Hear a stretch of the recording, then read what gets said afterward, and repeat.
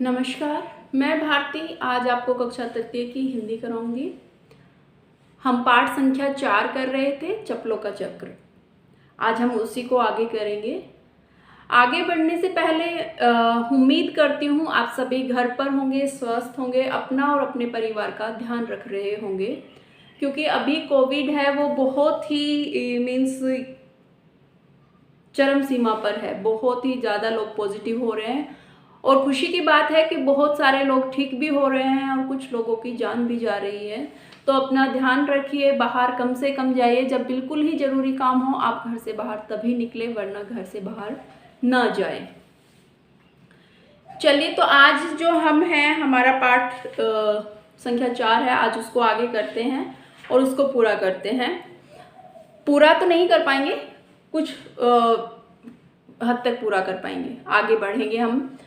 पाठ संख्या 4 चप्पलों का चक्र में कल हमने हमारी कहानी पढ़ी थी कि किस तरीके से दादाजी की चप्पलें हैं, वो दादाजी नई चप्पलें नहीं लेके आते हैं और उन्हीं चप्पलों को बार बार ठीक कराते रहते हैं। फिर जब वो नई चप्पलें लेकर आते हैं और उन चप्पलों से अपना पीछा छुड़वाना चाहते हैं, तो वो कभी उनको बाहर नाली पे रखते हैं तो भी कोई देकर चला जाता है। जो झाड़ू लगाता है वो उनको देकर चला जाता है कि बाबूजी ये लो आपकी चप्पलें।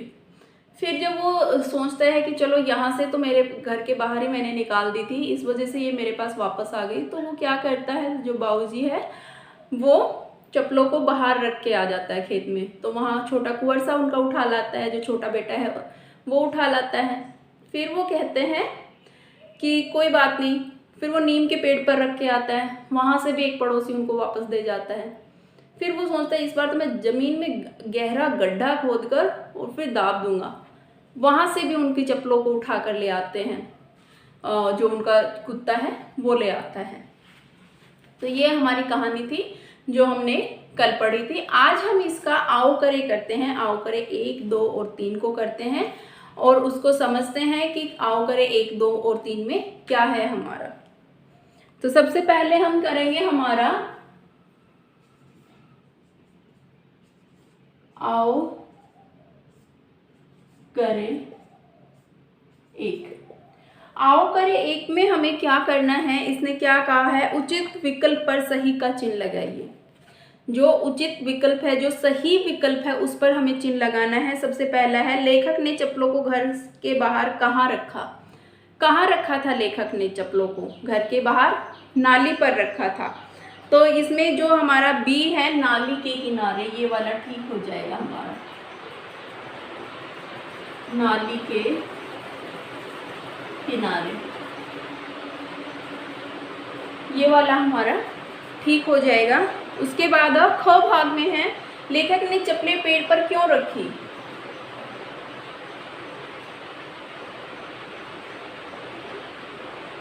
क्यों रखी थी लेखक ने? छिपाने के लिए, चप्पलों से छुटकारा पाने के लिए, कुत्तों से बचाने के लिए या सजाने के लिए? क्यों रखी थी बताओ?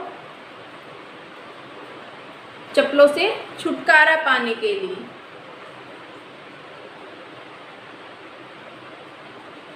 चप्पलों से छुटकारा पाने के लिए।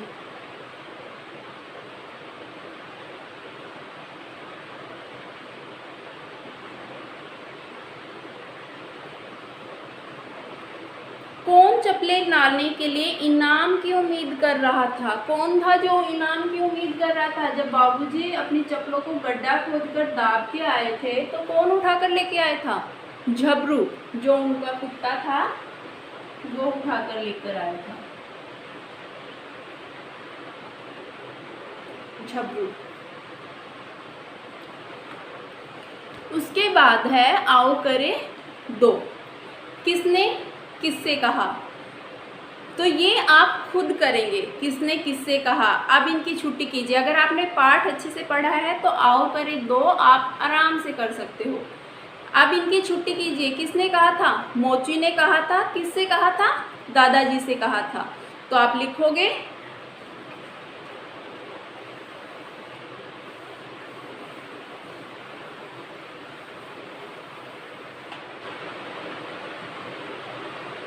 मोची ने किसको कहे? दादाजी को।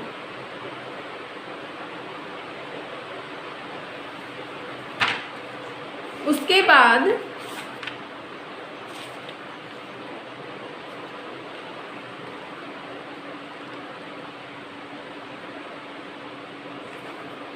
शायद कोई कुत्ता इन्हें ले गया था। ये बात किसने कही थी? सोचो और ये आंसर करो फिर। तुम भी खूब भुलक्कड़ हो, किसने कहा था ये? सिर्फ आपको ये लिखना है कि यहाँ किसने कहा था, किसको कहा था। ठीक है, यहाँ पर दादाजी की जगह बाबूजी है, आप बाबूजी है यहाँ पर। तो ये आओ करे दो आप बहुत ही आसानी से कर सकते हो। अगर कहीं आपको दिक्कत आए तो आप पूछ भी सकते हो। उसके बाद है आपका आओ करे 3। आओ करे 3 में उसने क्या कहा है?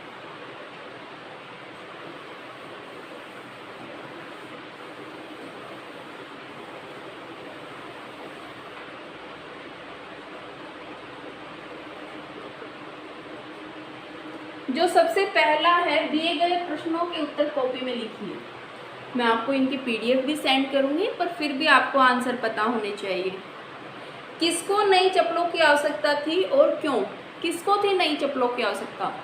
बाबूजी को थी नई चप्पलों की आवश्यकता, क्योंकि उनकी चप्पलें बहुत ही पुरानी हो गई थी और वो टूटने लग गई थी। मोची ने लेखक को क्या सलाह दी? लेखक कौन है? जो बाबूजी है वो हमारे लेखक है। तो उसको क्या सलाह दी थी कि आप इन पुरानी चप्पलों को छोड़कर आप नई चप्पलें खरीद लीजिए। पड़ोसी ने लेखक को भुलक्कड़ क्यों कहा? क्यों कहा था? क्योंकि बाबूजी है, चप्पलों से छुटकारा पाने के लिए उनको कहाँ पर रखकर आ गए थे?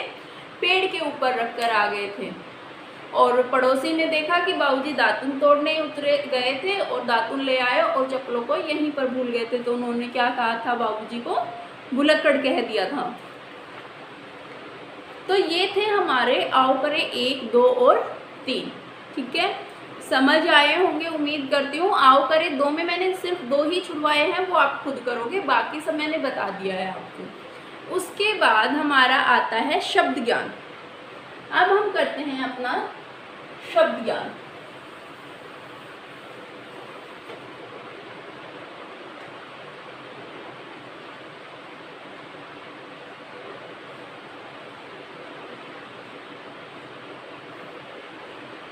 अब शब्द ज्ञान को देखते हैं। शब्द ज्ञान में इसने क्या कहा है हमसे? शब्द ज्ञान में इसने कहा है हमें अनेक शब्दों के लिए एक शब्द। अब अनेक शब्दों के लिए एक शब्द क्या होते हैं? अनेक शब्दों के लिए एक शब्द।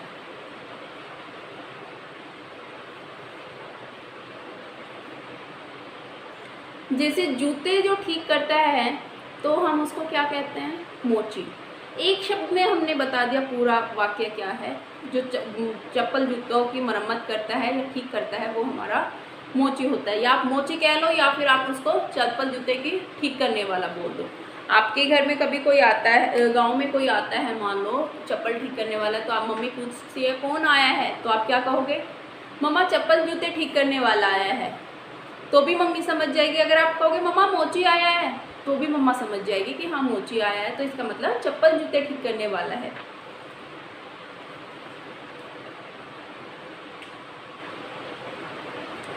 अब अनेक शब्दों के लिए एक शब्द का अर्थ क्या होता है?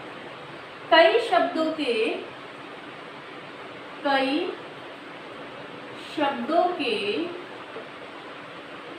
बदले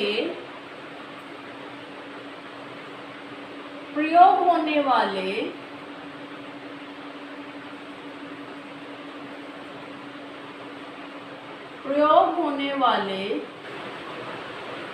एक शब्द को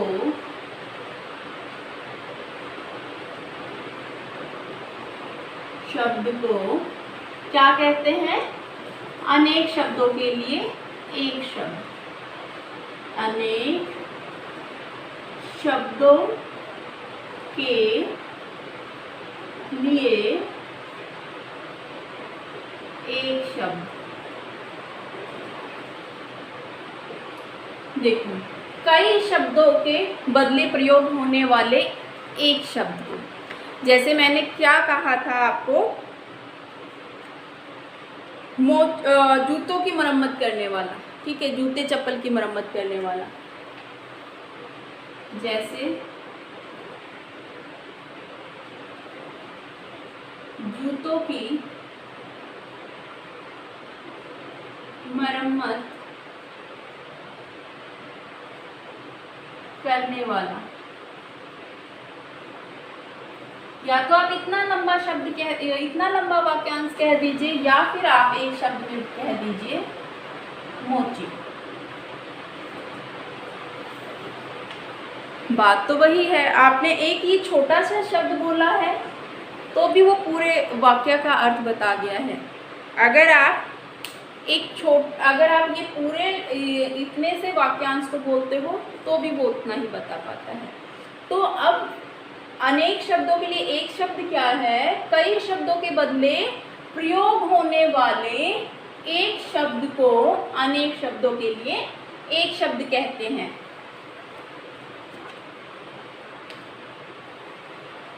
एक शब्द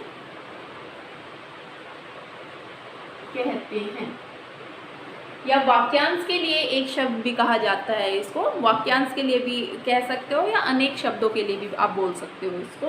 तो ये होता है कि कई शब्दों के बदले, हमने इतने सारे शब्दों के बदले एक शब्द को प्रयोग किया है, तो वो क्या हुआ है हमारा? अनेक शब्दों के लिए एक शब्द। अब इसके हमारे कुछ उदाहरण हैं। ये तो थी इसकी परिभाषा, इसके कुछ उदाहरण हैं, हम वो भी पढ़ेंगे।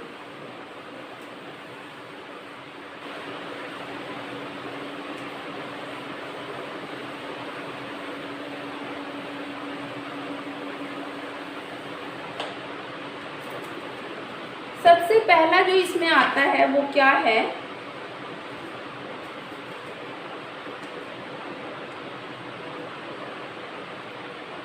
इधर मैं लिख रही हूं अनेक शब्द,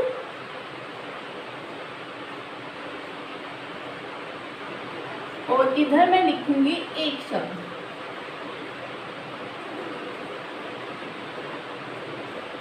आपको भी जो आपकी उत्तर पुस्तिका है उसमें ऐसे ही करना है। आप इतना ही गैप रखेंगे क्योंकि कुछ वाक्य हमारे बड़े हो सकते हैं, कुछ छोटे हो सकते हैं, तो इनके बीच का जो गैप है वो आप प्रॉपर रखोगे। और यहाँ पर आप अनेक शब्दों के लिए एक शब्द भी डाल सकते हो। यहाँ पर जब आप लिखोगे तो यहाँ पर आप लिखोगे अनेक शब्दों के लिए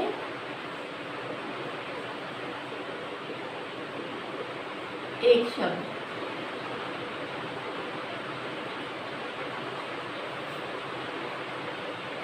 अब अनेक शब्दों में सबसे पहले जो आपकी जो बुक है उसमें क्या दिया गया है? सबसे पहला, जो घर घर डाक पहुंचाए। जो घर घर डाक पहुंचाए। कौन होता है जो घर घर डाक देकर आता है, जो हमारी चिट्ठियां लेकर आता है? डाकिया।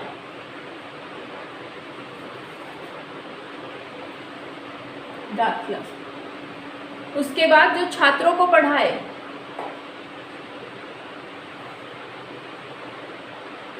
जो छात्रों को पढ़ाए। अब छात्र कौन है?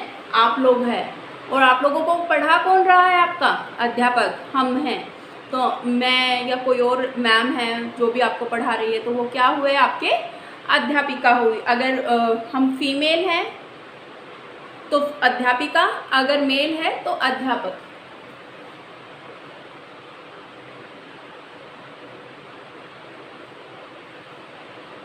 अध्यापक। उसके बाद जो रोगी का इलाज करे, जो रोगी का इलाज करे,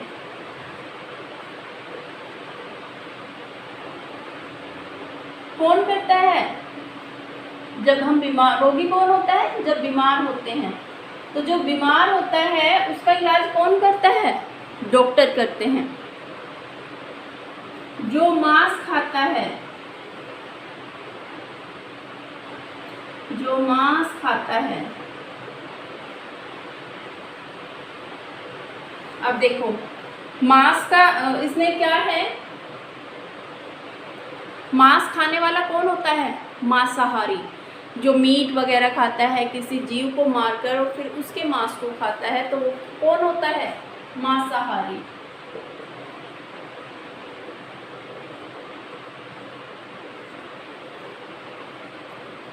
जो पेड़ पौधों का ध्यान रखे, जो पेड़ पौधों का